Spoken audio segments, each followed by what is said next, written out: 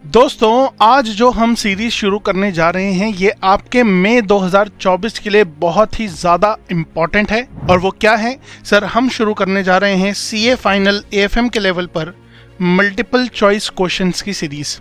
और दोस्तों, ये क्वेश्चंस कहाँ से हैं? मैंने कहा दोस्तों, जो आईसीएआई ने अपने पोर्टल पर डाले हुए क्वेश्चंस हैं, जिनको आईसीएआई ने सिंपल, मीडियम और डिफिकल्ट लेवल में बाइफरकेट किया हुआ है। तो हम भी चैप्टर वाइज वही क्वेश्चंस आपको इलस्ट्रेट करने आ गए हैं with full explanation and conceptual understanding. तो आइए बिना देरी के हम अपनी बातों को शुरू करते हैं।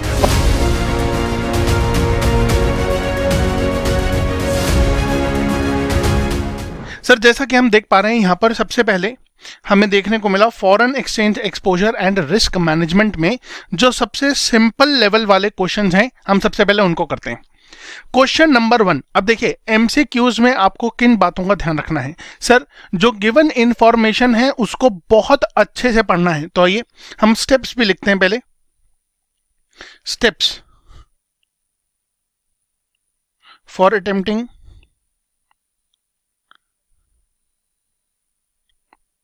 Multiple choice questions. ठीक है ना? चलिए, तो सबसे पहला स्टेप क्या है? मैंने कहा सर सबसे पहला स्टेप है रीड द इंफॉर्मेशन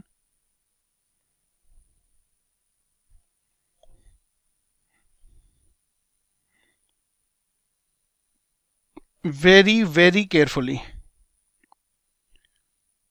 ठीक है ना? कुछ लोग सर ये भी बोलते हैं कि सबसे पहले क्वेश्चन को पढ़ने से पहले आपको क्या करना चाहिए? ऑप्शंस को देखना चाहिए। दोस्तों, जब तक आप इंफॉर्मेशन को पढ़ेंगे नहीं, समझेंगे नहीं, तब तक ऑप्शंस को देखने का कोई भी बेनिफिट आपको यहां पर नहीं मिलने वाला है। इसलिए सबसे पहला स्टेप तो है कि उस इंफॉर्मेशन को हमें बहुत अच्छे से पढ़ना है। तो आइए हम स्टेप बाय स्टेप अपना काम करते हैं। क्वेश्चन नंबर 1 में हमें क्या इंफॉर्मेशन दी हुई है?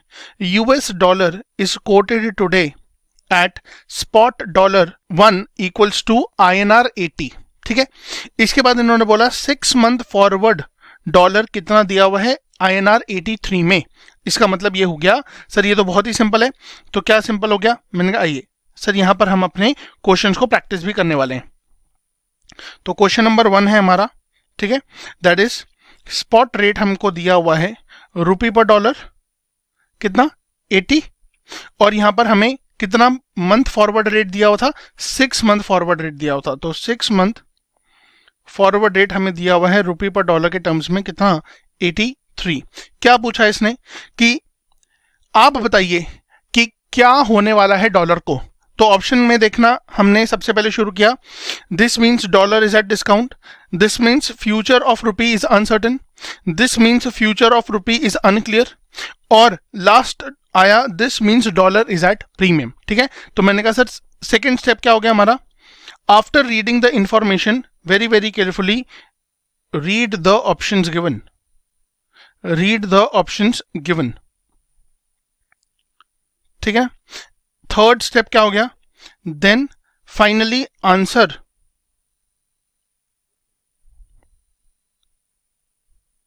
The question with respect to the information provided. जो इंफॉर्मेशन गिवन है हमें, उसी के कंटेक्स्ट में हमें इन सबको आंसर करना होगा। ठीक है ना? आंसर करना होगा। तो आइए, सबसे पहला क्वेश्चन क्या था कि सर अगर आज $1 को खरीदने के लिए रुपी रिक्वायर्ड है 80 और 6 महीने बाद वहीं उसी डॉलर को खरीदने के लिए ₹83 लगेंगे, तो मैंने कहा सर जो रुपी की बाइंग पावर है वो डिप्रिशिएट हो गई है और डॉलर बढ़ चुका है, प्रीमियम हो चुका है। ठीक है ना? अप्रिशिएट हो चुका है। तो हमारा आंसर क्या हो जाएगा इसमें? That the dollar is at premium, dollar is at premium. ठीक है ना? चलिए, अब हम अपने सेकंड क्वेश्चन के ऊपर आ रहे हैं। तो सेकंड क्वेश्चन में क्या कह रहे हैं, आइए फटाफट से देखते हैं। तो सर इसको थोड़ा सा आप मैक्सिमाइज कर दीजिए हमारे लिए। मैंने कहा दोस्तों हमने कर दिया है मैक्सिमाइज। चलिए, on October 10th 2022 spot exchange rate INR per dollar is 66.2525 oblique 67.5945 and the 2-month swap option are 125 and 195. What should be the foreign exchange rates after 2 months? तो 2 ही महीने के स्वैप पॉइंट्स हमें दिए हुए हैं और आज का स्पॉट रेट दिया हुआ है। चलिए, तो फटाफट से यहां पर चलते हैं क्वेश्चन नंबर 2 की तरफ। तो क्वेश्चन नंबर 2 में हमें स्पॉट रेट दिया हुआ है रुपी पर डॉलर, ठीक है ना। यहां पर क्या रेट लिखूं मैं, 65.2525 ऑब्लिक हमें और क्या दिया हुआ है 67.5945, ठीक है 67.5945 और यहां पर सर 66 है, 65 नहीं है, ठीक है। तो हम इसको करेक्ट कर लेते हैं, ठीक है ना। चलिए अब हमें यहां पर 2 मंथ स्वैप पॉइंट्स भी गिवन हैं, ठीक है। स्वैप पॉइंट्स गिवन है, क्या क्या गिवन थे, तो मैंने कहा सर 125 एंड 195, तो 125 एंड 195। दोस्तों स्वैप पॉइंट्स का रूल ये बड़ा सिंपल कहता है कि अगर स्वैप पॉइंट्स लो हाई में हैं तो ये ऐड किए जाएंगे, अगर ये हाई लो में होते तो इनको हमें लेस करना होता, और क्योंकि ये लो हाई में ही गिवन है तो हम क्या करेंगे सर, इनको ऐड करेंगे। अब ऐड करते वक्त हमें सिर्फ इस बात का ध्यान रखना होता है कि सर स्टार्टिंग यहां से होगी, ठीक है ना। दैट मीन्स 66.2525 में जब मैं ऐड करूंगा 125 तो मैं कहां से लिखना शुरू करूंगा, 5 2 1 और यहां पे आएगा 0 और ये तो सर 0 ही 0 रहेगा, तो आंसर कितना आ जाएगा 66.2525 प्लस 0.0125, तो ये आ रहा है सर 66.2650, ठीक। चलिए अब सर यहां तक ही हम अपना लेबर बचा सकते हैं, कैसे, जनरली बच्चे इसको भी सॉल्व करेंगे। तो मैंने क्या कहा, एक बार क्या कर रहे हैं हम अपने ऑप्शंस को देखते हैं, है ना। सर अपना ऑप्शन INR पर डॉलर क्या क्या दिया हुआ है, तो 66.2620 हमें दिया हुआ है 66.2400, फिर यहां पर 66.2330 एंड यहां पर दिया हुआ है हमें 66.2650। क्योंकि बिड वाले रेट पर हमारा जो आंसर आ रहा है वो कहीं से भी मैच नहीं कर रहा है, तो हमने क्या कहा सर आंसर हमारा क्या होने वाला है, सर जो फाइनल आंसर होगा वो यही होगा। क्यों, क्योंकि सर हमारा जो बिड रेट है वो तो मैच कर रहा है। अगर आपको अपना आंसर वेरीफाई ही करना है तो आप फटाफट से यहां पर अपना जो दूसरा वाला था 0.0195 उसको भी ऐड करके आंसर चेक कर सकते हैं। तो 67.5945 प्लस 0.0195, ठीक है ना। तो क्या आ रहा है देखिए 67.6140, ठीक है। तो ये आपका आंसर सेकेंड क्वेश्चन का हो जाता है कंप्लीट, ठीक है ना। तो इस तरीके से हमें अपनी स्ट्रैटेजी रखनी है, जहां टाइम बच सकता है वहां पर जरूर हमको अपना ये टाइम बचाना है, क्योंकि एग्जामिनेशन में हर एक सेकंड की कीमत होती है, ठीक है। चलिए अब हम चल रहे हैं अपने थर्ड क्वेश्चन की तरफ। तो सिंपल वाली कैटेगरी में जो थर्ड क्वेश्चन है क्या कह रहा है, आइए देखते हैं। तो इन्होंने कहा सर क्वेश्चन में, suppose Hari approaches a forex dealer who loads ₹1 margin on the interbank rate for travel related remittances. If in the interbank market USD is quoted as INR 85.46/85.55, then Mr. Hari can buy travel card, can buy travel card, can buy travel card, can buy travel card, ठीक है ना। अब obvious सी बात हो गई कि sir यहां पर हमें यह बताना होगा कि मिस्टर हरी उस फॉरेक्स डीलर से किस रेट पर डॉलर का ट्रैवल कार्ड जो रेमिटेंस के लिए यूज हो रहा है वो खरीद सकता है। तो आइए सबसे पहले हम बात को समझते हैं यहां पर क्वेश्चन नंबर 3। सर क्वेश्चन में हमें बिड आस्क के फॉर्म में रेट्स गिवन है, ठीक है ना। तो स्पॉट रेट क्या गिवन है हमें, सर स्पॉट रेट गिवन है हमें 85.46 एंड यहां पर हमको गिवन है 85.55। अब ये बात तो सर हम हमेशा ही जानते हैं कि ये जो रेट है ये किसका रेट गिवन है, तो A/B वाले कॉन्सेप्ट के हिसाब से हमें पता चल जाता है कि सर ये डॉलर का ही रेट है, ठीक है ना, इन टर्म्स ऑफ रुपीस। अगर मुझे डॉलर खरीदना हो तो मैं किस रेट पे खरीदूंगा, तो ऑब्वियस ही बात है कि सर हमने जब अपने कंसेप्ट को पढ़ा है तो हम जानते हैं कि हमेशा हायर रेट पर डीलर या बैंक सेल करता है, ठीक है ना। तो इस रेट पे सेल करेगा और इस रेट पे बाय करेगा, है ना। तो मैंने कहा सर सेल करेगा तो मिस्टर हरी बाय करेगा, और मिस्टर हरी को बाय ही तो करना है, बाय बाय बाय बाय, है ना। तो सारे ऑप्शंस में बाय, तो मुझे बाय करने के लिए कौन सा रेट एप्लीकेबल हुआ, सर ये वाला रेट एप्लीकेबल हो जाएगा। बट यहां पर अभी हम रुकेंगे, क्योंकि क्वेश्चन के प्रीमाइस में ये बात बोली गई कि मार्जिन ऐड किया जाएगा, तो हम जानते हैं कि सर जब भी बैंक रिकवर करता है पैसा तो वो ज्यादा से ज्यादा रिकवर करता है, जब देता है तो सर कम से कम देता है। तो क्योंकि यहां पर 85.5 पर डॉलर के हिसाब से बैंक को या डीलर को पैसा जाएगा, तो यहां पर वो अपना मार्जिन ऐड करेगा। तो आस्क में हमेशा मार्जिन ऐड हो जाता है, ये बात हमें पता है। तो सर आंसर कितना सिंपल हो गया, 85.50 plus 1, therefore the answer is 86.50। अब यही ऑप्शन में हमें सर्च करना है, तो मैंने कहा सर कहां आ रहा है ये, तो ऑप्शन में आंसर ये आ रहा है, ठीक है ना। Fourth option is my correct answer. ठीक, चलिए सर इसी तरीके से अपने हर एमसीक्यू को अपने को प्रैक्टिस करना है। अब सर आप जितना टाइम लगा रहे हो वहां पर इतना टाइम नहीं होगा। मैंने कहा दोस्तों मैं इसीलिए यहां पर इतना टाइम लगा रहा हूं सो दैट आपको पता चले कि हमें किस तरीके से क्रिटिकल थिंकिंग करनी है, वो भी जल्दी से।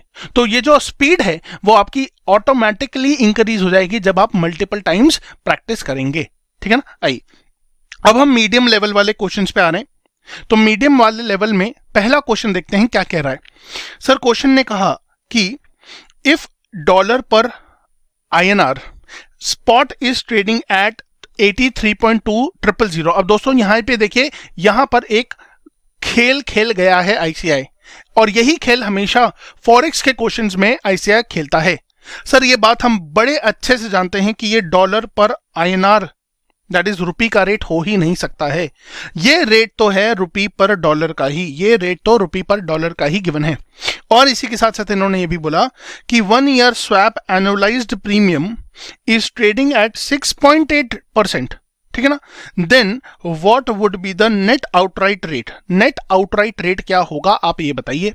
तो यहां पर क्योंकि बिडास का कोई चक्कर है नहीं, हमें सिर्फ इतना समझना है कि अगर रुपी पर डॉलर में आज जो रेट 83.20 पर ट्रेड कर रहा है, और जो डॉलर है, ठीक है ना, जो डॉलर है वो प्रीमियम पे है, वो प्रीमियम पे है, 6.8% के प्रीमियम पे है। तो मैंने कहा सर आंसर क्या आना चाहिए, तो बड़ा सिंपल है सर, डॉलर बढ़ेगा तो रुपी गिरेगा। इसका मतलब ये हुआ कि आज अगर $1 को खरीदने में 83.20 रुपीज लगते हैं, तो 1 ईयर बाद प्रीमियम के इफेक्ट की वजह से $1 को खरीदने में आज से ज्यादा रुपया लगेगा। तो 83.20 इंटू 1.068, तो आंसर कितना आ रहा है हमारा, तो मैंने कहा सर 88.8576, ठीक है ना। तो ये ऑप्शन हमारा करेक्ट ऑप्शन आ रहा है, ठीक है ना। चलिए इसी तरह से आगे चलते हैं। आइए अब हम देखते हैं यहां पर question number 2, how does deficit in current account affect the exchange rate of a country. ठीक है, तो यहां पर हमें आंसर देना है। सर सबसे पहली बात हमें यह सोचना होगा कि deficit in a current account का मतलब क्या होता है। इसका मतलब मेरा करंट अकाउंट अगर डेफिसिट में है तो इसका मतलब है जो फॉरेन करेंसी पेबल है, जो फॉरेन करेंसी पेबल है वो एक्सीड कर रही है फॉरेन करेंसी रिसीवेबल से, ठीक है ना, फॉरेन करेंसी रिसीवेबल से। अब ऑब्वियस सी बात है कि सर जब मेरा रिसीवेबल कम होगा और पेबल ज्यादा होगा तो मुझे नेट में पेमेंट ही करनी है, नेट में पेमेंट ही करनी है। इसका मतलब नेट में पेमेंट करने के लिए मुझे बार बार क्या करना पड़ेगा सर, फॉरेन करेंसी को क्या करना पड़ेगा, बाय करना पड़ेगा।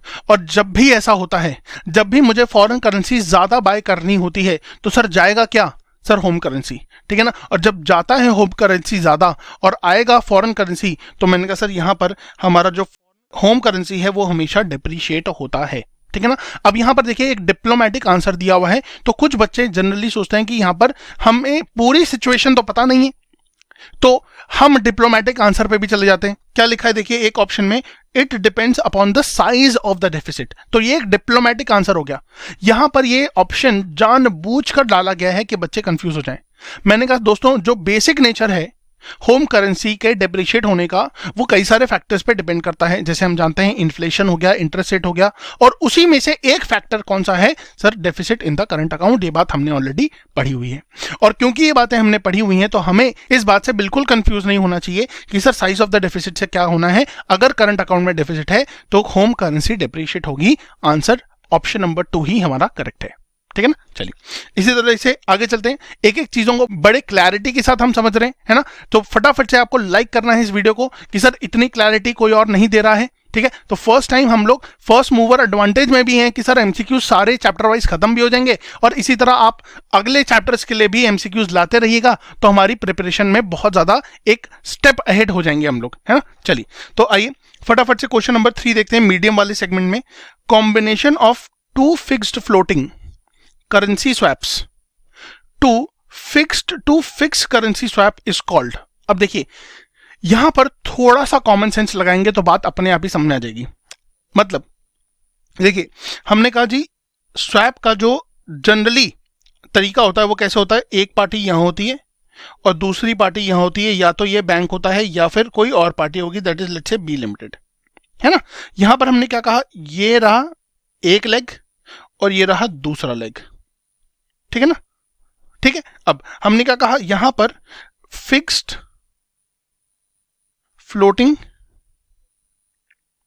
एक लेग पे है और यहां पे क्या है, फिक्स्ड टू फिक्स्ड, है ना। मतलब दो दो अलग अलग स्वैप एक साथ जुड़े हुए हैं और यहां पर खिचड़ी बन गई है, सर्कस बन गया है सर, है ना, सर्कस सा बन गया है।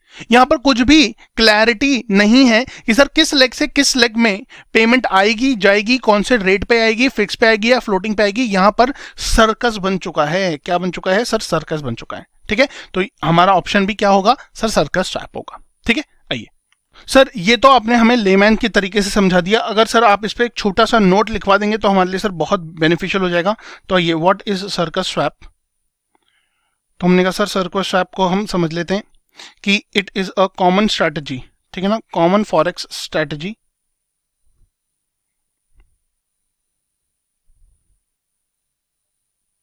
ठीक है, first point. Second point, it involves combination of an interest rate swap and currency swap, ठीक है ना। क्योंकि सर्कस के अंदर हर तरीके का अम्यूजमेंट होता है, हर तरीके का एंटरटेनमेंट होता है सर। वहां पे कॉमेडी भी होती है, वहां पे एक्शन भी होता है। तो यहां पर भी हमने क्या देखा सर, इस स्वैप में करेंसी के स्वैप के साथ साथ आपको इंटरेस्ट रेट स्वैप भी मिल जाएगा, ठीक है ना। इसीलिए इन्होंने नेक्स्ट पॉइंट में देखिए क्या लिखा हुआ है।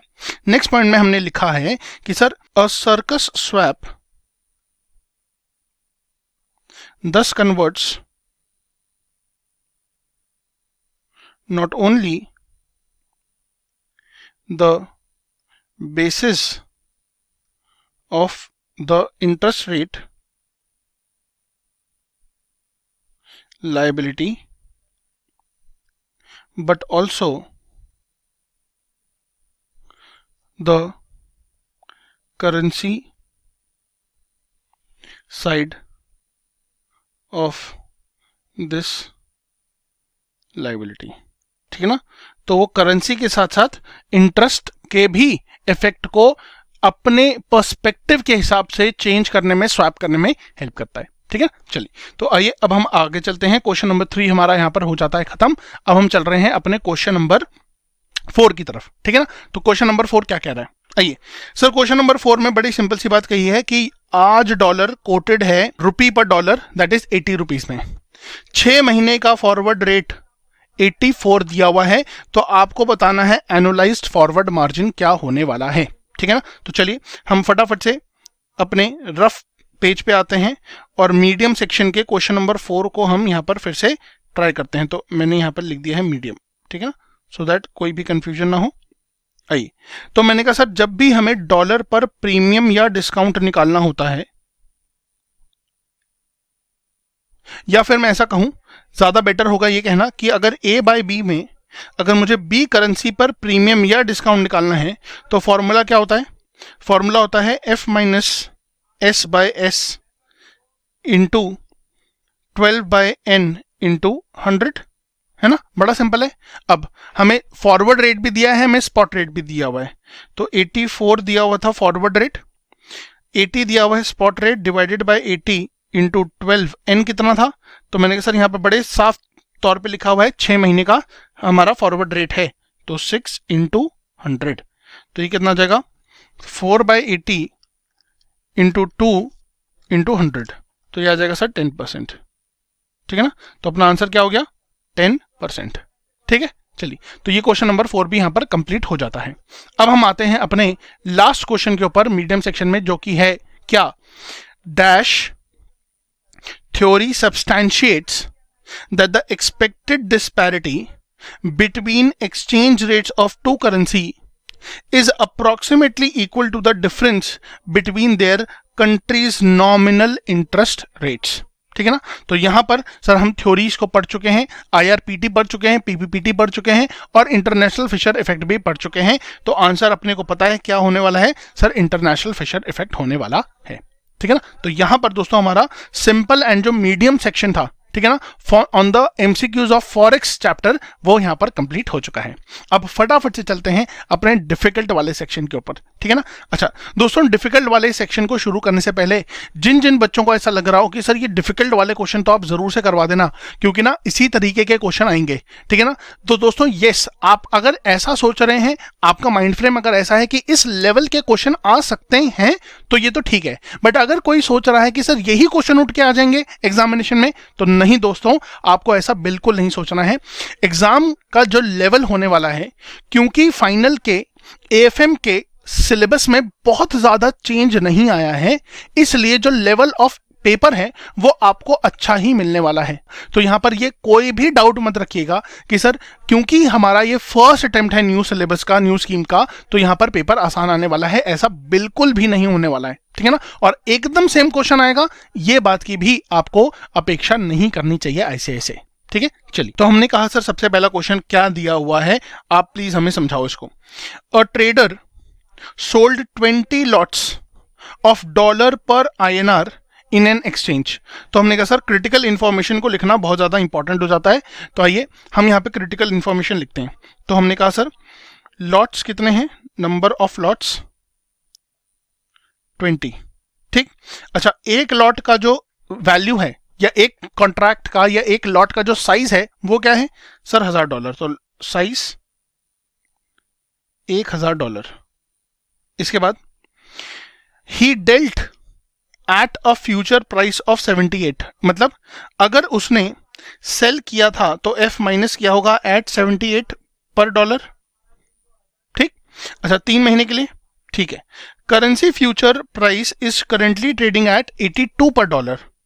तो जो प्राइस फ्यूचर्स का करंटली प्रिवेल कर रहा है वो है 82 पर डॉलर। अब इन्होंने क्या पूछा, देखिए इन्होंने पूछा मार्क टू मार्केट उस ट्रेडर का एक्सचेंज में कितना होगा, आप ये बताइए। दोस्तों पहली बात तो हमें ये बात समझ में आएगी कि फ्यूचर्स में हमें रिकलेक्शन हो रहा है कि M2M आपको मेंटेन करना पड़ता है, इनिशियल मार्जिन आपको डालना पड़ता है, और फिर उसके बाद respective changes in the future prices की वजह से वो इनिशियल मार्जिन ऊपर नीचे होता रहता है। तो बहुत नीचे चला जाता है तो सर हमें फिर से इंट्रोड्यूस करना पड़ता है, सारा कॉन्सेप्ट हमें याद है। बट यहां पर हमें इनिशियल मार्जिन का कोई भी कॉन्सेप्ट लगाने की जरूरत नहीं, यहां तो हमें सिर्फ इतना बताना है कि जब हमने खरीदा था तब 78 रुपए, दैट इज 78 रुपीज पे फ्यूचर्स को जब हमने बेचा था तो हमने 78 रुपीज पे बेचा था। आज की डेट में वो फ्यूचर्स का प्राइस कितना हो चुका है, 82 हो चुका है। तो हमारा जो M2M का बैलेंस है वो कितना होना चाहिए। तो यहां पर पॉजिटिव नेगेटिव भी नहीं पूछा है, देखो सिंपल है ये, डिफिकल्ट तो बोल दिया है बट थोड़ा सा सिंपल ही है ये, अगर अब कोई बच्चा ध्यान से सोचे। तो मैंने कहा सर डिफरेंस कितना है, 4 रुपए का।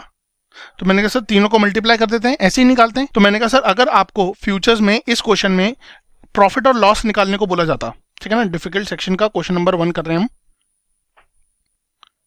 अगर हमें यहां पर प्रॉफिट और लॉस कैलकुलेट करने को बोला जाता, तो मैंने कहा सर हम कैसे करते हैं, फ्यूचर सेल किया मैंने 78 पर, अब फ्यूचर बाय करूंगा 82 पर, तो 4 रुपए पर कॉन्ट्रैक्ट ना, पर लॉट पे हुआ है मुझे, तो 4 इंटू लॉट कितने 20 और इंटू 1000, ये लॉट साइज है। तो हमने कहा सर कितना आ जाएगा, ये 80,000 आ जाएगा।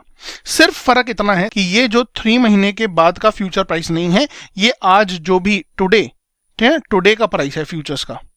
तो मैं फ्यूचर्स का प्रॉफिट और लॉस नहीं निकालना है, हमें तो सिर्फ क्या निकालना है sir, M2M, that is mark to market करना है। और ये सर हम जानते ही हैं कि मार्क टू मार्केट से ही फ्यूचर्स में एंड में प्रॉफिट और लॉस निकल कर आता है, ठीक है ना। तो इसलिए सोचने का थोड़ा सा तरीका बदलेंगे तो अपने आप आंसर आ जाएगा, जो कि है 4 × 20 × 1000, that is 80,000 and therefore the answer is ₹80,000।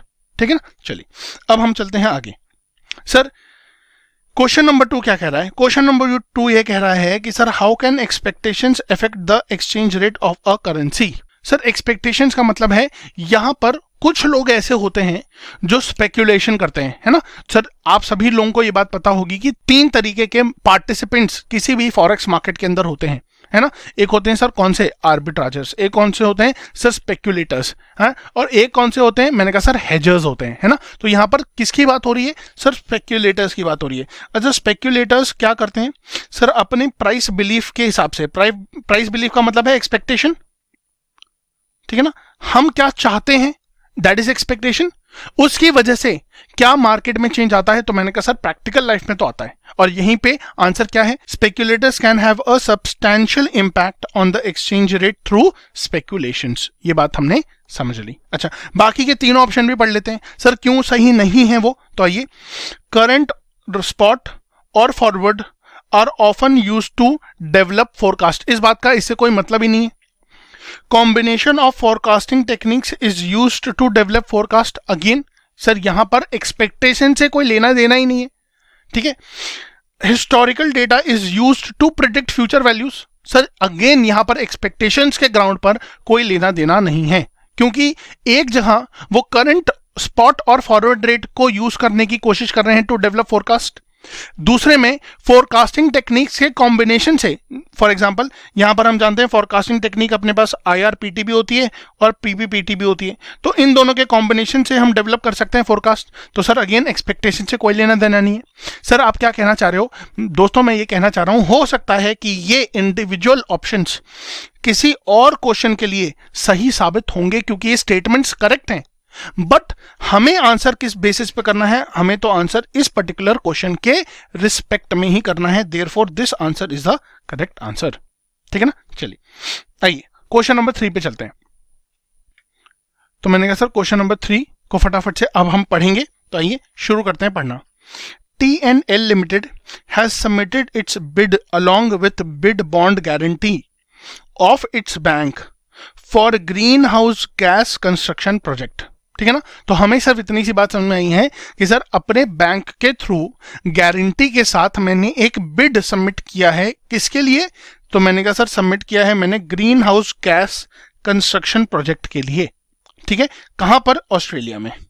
तो यहां पर मैंने कहा सर अगर मैं एक इंडियन कंपनी हूं तो यहां पर मुझे पैसे आदान प्रदान करने की वजह से ट्रांजैक्शन रिस्क हो सकता है, ठीक है ना। इकोनॉमिक रिस्क हो सकता है, ठीक है। आइए आगे चलते हैं। With expected cash flows spread over next 3 years। तो जो एक्सपेक्टेड कैश फ्लोज इस प्रोजेक्ट से आएंगे वो आने वाले 3 सालों में आएंगे, ठीक है सर।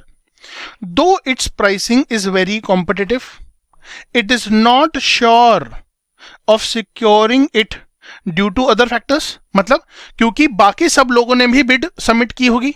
ऑस्ट्रेलिया में एक ग्रीन हाउस कंस्ट्रक्शन प्रोजेक्ट को करने के लिए मैंने अकेले ने थोड़ी बिड सबमिट की होगी सर, बाकी सभी लोगों ने करी होगी। और वो बिड बहुत ज्यादा कॉम्पिटिटिव है, बहुत ज्यादा कॉम्पिटिटिव है। और अदर फैक्टर्स की वजह से वो उम्मीद कर रहा है कि भैया मैं इसको सिक्योर नहीं कर पाऊंगा, बट अगर मैं सिक्योर कर पाया तो it has huge exchange risk in the invoice currency. Obviously ये तो बात हमने सर पहले ही डिस्कस कर ली कि अगर मुझे ऑस्ट्रेलिया में प्रोजेक्ट मिलता है और मैं यहां से बैठ के रुपीज में काम कर रहा हूं, फॉर एग्जाम्पल TNL लिमिटेड की कंट्री नहीं बताई गई है, तो आई एम जस्ट अज्यूमिंग कि ये इंडिया की कंपनी है, ठीक। तो हमें एक्सचेंज रिस्क होगा in US dollars with respect to INR। It can opt for the following derivative products to protect itself. अब दोस्तों यहां पर सिर्फ इतनी सी बात आपको ध्यान रखनी है कि पूरी कहानी में सबसे ज्यादा जरूरी क्या है कि सर श्योरिटी नहीं है, ठीक है। तो मुझे कोई एक ऐसा ऑप्शन चाहिए जहां पर मुझे राइट तो हो बट मेरे ऊपर ऑब्लिगेशन ना हो, मेरे ऊपर ऑब्लिगेशन नहीं हो। मेरे पास राइट होना चाहिए, अधिकार होना चाहिए, बट उसकी वजह से ऑब्लिगेशन नहीं होना चाहिए। और ऐसा सिर्फ एक जगह होता है, कहां पर? सर ऑप्शंस में। क्योंकि ऑप्शंस में दोनों कॉल बाय या पुट बाय अगर हम करते हैं तो दोनों में ही आपके पास राइट होता है, एक में राइट टू बाय होता है, एक में राइट टू सेल होता है, वो अलग बात है, ठीक है ना। तो हमारे पास कौन सा है ऑप्शन? बेस्ट ऑप्शन कॉन्ट्रैक्ट, ठीक है ना। फॉरवर्ड में क्योंकि we are obligated, we know this, क्योंकि हम एक एग्रीमेंट करते हैं बैंक के साथ, और हमको तो पता ही है कि सर अगर फॉरवर्ड कॉन्ट्रैक्ट को बाद में जाके एक्सटेंशन करवाएं, कैंसिल करवाएं, अर्ली डिलीवरी करवाएं, इन तीनों में कोई ना कोई खर्चा है। हमें कैंसिलेशन चार्जेस पे करने पड़ते हैं, हमें स्वैप चार्जेस पे करने पड़ते हैं, हमें interest on outlay of funds पे करना पड़ता है बैंक को। सिमिलरली फ्यूचर्स में बात करें तो सर यहां पर भी कोई प्रोटेक्शन नहीं है, दोनों साइड एक तरफ प्रॉफिट होगा बट दूसरी तरफ लॉस भी हो सकता है। और स्वैप्स की बात करें तो यार सर ये भी तो फिक्स्ड पेमेंट है ना, ये भी तो फिक्स्ड है, भले ही इकोनॉमिक कंडीशन कुछ भी हो। जो हमने अपनी एक लेग पे करेंसी स्वैप की बात करें अगर, तो एक तरफ अगर मैंने AUD और एक तरफ मैंने रुपीस को सेट किया है तो ये आदान प्रदान करना जरूरी है, ये भी एक तरीके से अग्रीमेंट ही तो है आने वाले समय के लिए। तो यहाँ पर सब जगह हमने देखा ऑब्लिगेशन है, बट हमें कौन सा ऑप्शन चाहिए? सर हमें सिर्फ राइट वाला ऑप्शन चाहिए, ऑब्लिगेशन नहीं चाहिए, ठीक है ना। तो क्वेश्चन नंबर 3 का करेक्ट आंसर क्या हुआ? सर ऑप्शंस कॉन्ट्रैक्ट, ठीक है ना। चलिए सर इसके बाद हम क्वेश्चन नंबर 4 पे आते हैं फटाफट से और देखते हैं सर क्या लिखा हुआ है। An Indian exporter expecting remittance of $5 million is planning to hedge its position by option contracts should। अब दोस्तों एक्सपोर्टर अगर कोई व्यक्ति हो तो उसको मजा कब आएगा? सर मजा तो तब आएगा कि डॉलर छप्पड़ फाड़ के बढ़ जाए। मतलब अगर आज रुपी पर डॉलर का रेट 60 चल रहा है तो मजा तो सर तब है कि रुपी पर डॉलर आने वाले समय में 70 हो जाए, है ना। एक डॉलर के लिए मुझे ज्यादा रुपया मिले। तो डर किस बात का है? मैंने कहा सर डर उल्टे बात का है कि सर डॉलर गिरे नहीं। मैंने कहा सर अगर आप सोच के देखिए कि यहां पर मुझे कॉल ऑप्शन बाय करने से डॉलर में मदद मिलेगी कि पुट ऑप्शन बाय करने से मदद मिलेगी, तो मैंने कहा दोस्तों बड़ा सिंपल है ये सोचना कि यहां पर आपको कॉल ऑप्शन को बाय करने से ही क्या मिलने वाला है? सर मदद मिलने वाली है। दोस्तों गलत आंसर है ये। जनरली बच्चे भावुक हो जाते हैं और जल्दीबाजी में आंसर देते हैं। मैंने आपको यहां पर हिंट भी दिया कि नीचे जाने से डर लग रहा है और नीचे जाने के लिए, डाउनसाइड मूवमेंट के लिए सिर्फ और सिर्फ एक ऑप्शन है, that is put option. Put option है और हमें डॉलर में दिया हुआ है तो यहां पर डॉलर में ही हमें ऑप्शन खरीदना है, यहां पर INR का कोई रोल नहीं रहेगा। तो करेक्ट आंसर हमारे लिए इस केस में क्या होगा कि हमें बाय करना होगा पुट ऑप्शन, जहां पर मुझे राइट टू सेल मिलता है, राइट टू सेल मिलता है, ठीक है ना। तो मुझे जब डॉलर मिलेगा, जब मुझे डॉलर रिसीव होगा तो मैं सर उसको रखूंगा थोड़ी, मैं इंडियन हूं, मैं इंडियन एक्सपोर्टर हूं, मुझे तो रुपीस चाहिए, तो मुझे डॉलर्स को सेल करना होगा और सेल करने के लिए मुझे I need right to sell, not a right to buy, ठीक है। तो कॉल ऑप्शन नहीं चाहिए अपने को, तो सर पुट ऑप्शन चाहिए, वो भी डॉलर का, ठीक है ना। चलिए तो दोस्तों जिस तरीके से हम लोगों ने यहां पर समझा है एक एक चीज इन डेप्थ में, आई होप आपको एक एक MCQ की इन डेप्थ क्लैरिटी हो चुकी है। आंसर क्यों सही है इसके पीछे मैंने सारे रीजंस आपको दे दिए हैं, ठीक है ना। चलिए सर अब इस वीडियो को एंड करने से पहले मैं आपको जरूर से समझा दूं कि इसी तरीके से हर एक चीज को इन डेप्थ एक्सप्लेन करके ही हमने अपने वीडियो लेक्चर्स बनाए हैं फॉर CA फाइनल AFM। अगर आपको AFM को प्रिपेयर करने में कोई भी दिक्कत आ रही है, आप फटाफट से जाकर बहुत ही ज्यादा अफोर्डेबल रेट्स में इन कोर्सेज को अवेल कर सकते हैं, एनरोल कर सकते हैं by visiting at our website that is www.escholars.in, ठीक है ना। और यहां जाकर आप अपने आप को हमारे CA फाइनल के top notch high quality content video lectures में एनरोल कर सकते हैं। सर इसी के साथ साथ हमारे पास CA फाइनल का FR का जो वीडियो लेक्चर्स है वो भी अवेलेबल है एंड CA फाइनल ग्रुप 2 में जो DT का सब्जेक्ट है उसके भी वीडियो लेक्चर्स आपके लिए अवेलेबल हैं। तो गो grab and make your preparation very very easy, ठीक है ना। चलिए तो दोस्तों इसी तरीके से हम अपने ये MCQ की सीरीज कंटिन्यू रखेंगे और आपको असिस्ट करते रहेंगे, मदद करते रहेंगे मई 2024 के लक्ष्य को प्राप्त करने के लिए, that is clearing your CA final examinations, ठीक है ना। मिलेंगे इसी तरह के इंफॉर्मेटिव वीडियोस में, तब तक के लिए बाय बाय दोस्तों।